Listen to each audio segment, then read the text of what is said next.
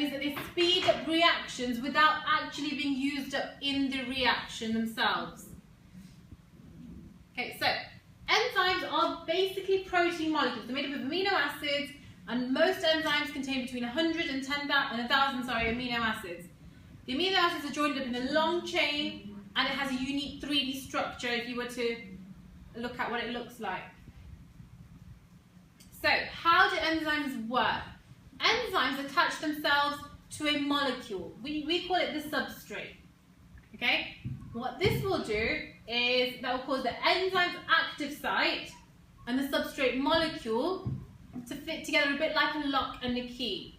Now, certain enzymes will only work with certain substrates, so this shape is very, very important.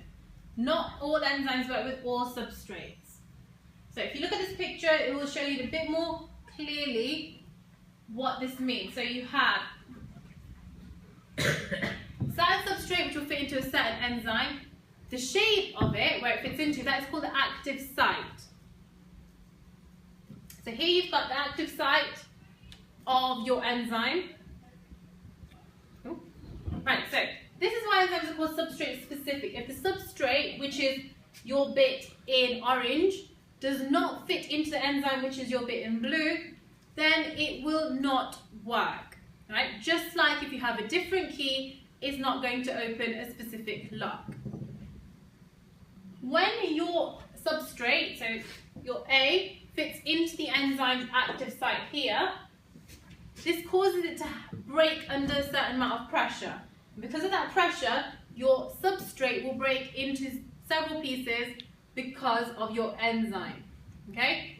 And the products is what is produced after it is broken down.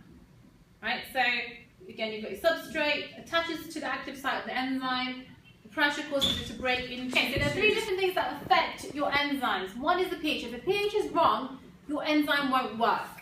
Okay? If the temperature is wrong, your enzyme again won't work. If the temperature is not right, what will happen is your enzymes will become denatured.